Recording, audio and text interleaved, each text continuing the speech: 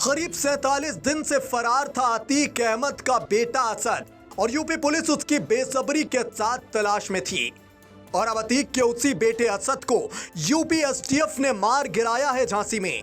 ADG STF Amitabh यश ने इस बात की जानकारी सार्वजनिक की है कि वो असद को जिंदा पकड़ना चाहते थे, लेकिन उसने पुलिस पर फायरिंग कर दी और मजबूरी में उसका एनकाउंटर करना पड़ा। कुछ रोज पहले अलग अलग मीडिया रिपोर्ट्स में यह दावा किया गया था कि जेल में बंद अतीक अहमद को उसकी पत्नी शाइस्ता ने फोन किया कि मेरे बेटे असद को आपने बेवजह उमेश पाल मामले में घसीटा, वो तो बच्चा है। फोन पर अपनी पत्नी से जवाब में अतीक ने कहा कि वो शेर का बच्चा है, उसने उमेश पाल को मारकर मुझे सुकून पहुंचाया है।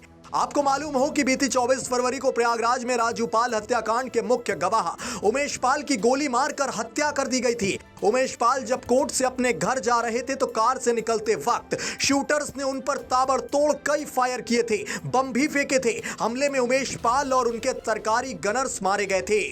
मृतक उमेश पाल की पत्नी ने इस मामले में 9 लोगों के खिलाफ एफआईआर दर्ज करवाई थी, जिसमें अतीक अहमद का बेटा असद जो कि एनकाउंटर में मारा गया, अतीक की पत्नी शाइस्ता, अतीक का भाई अशरफ, अरमान, गुड्डू, मुस्लिम, साबी और गुलाम शामिल हैं। गुलाम के भी असद के साथ एनकाउंटर की खबर है। इससे पहले यह खुलासा किया गया था यूपी एसटीएफ की ओर से कि माफिया अतीक के जिद पर ही असद को उमेश पाल हत्याकांड में शामिल किया गया था और उससे कहा गया था कि तुम ही पहली गोली चलाओगे उमेश पाल पर। और जब इसके फुटेज सामने आई तो अतीक अहमद की पत्नी शाइस्ता काफी नाराज हुई थी अतीक पर। उमेश पाल हत्याकांड को अंजाम देने के बाद 5 शूटर फरार हो गए थे।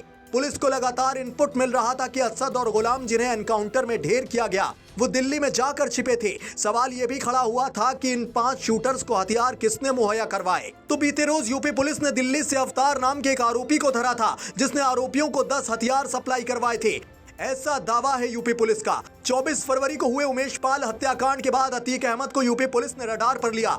उसके जेल में जाने के बाद अतीक के काले कारोबार को उसका बेटा असद ही संभाल रहा था और गुरुवार तड़के सुबह यूपी एसटीएफ को ये इनपुट मिला कि असद झांसी में मौजूद है। वहां जब उसे पकड़ने की कोशिश की गई तो उसने पुलिस पर जवाबी फायर झोंक दिए, एक के बाद एक कई। और पुलिस ने आत्मरक्षा के लिए जब जवाबी फायरिंग की तो इस मुठभेड़ में असद और गुलाम दोनों ढेर हो गए। अतीक के बेटे असद से जुड़ी हुई जो निजी जानकारी हासिल हुई है उसके मुताबिक अतीक का वो तीसरे नंबर का बेटा था। इसी साल उसने लखनऊ से 12वीं की परीक्षा पास की थी। वो लॉ करना चाहता था, विदेश जाना चाहता था, लेकिन उसके आपराधिक इतिहास के चलते उसका पासपोर्ट क्लियर नहीं हुआ और वो विदेश नहीं जा पाया और उसके पापा अतीक ने उसे अपने साथ जरायम की दुनिया में लगा लिया।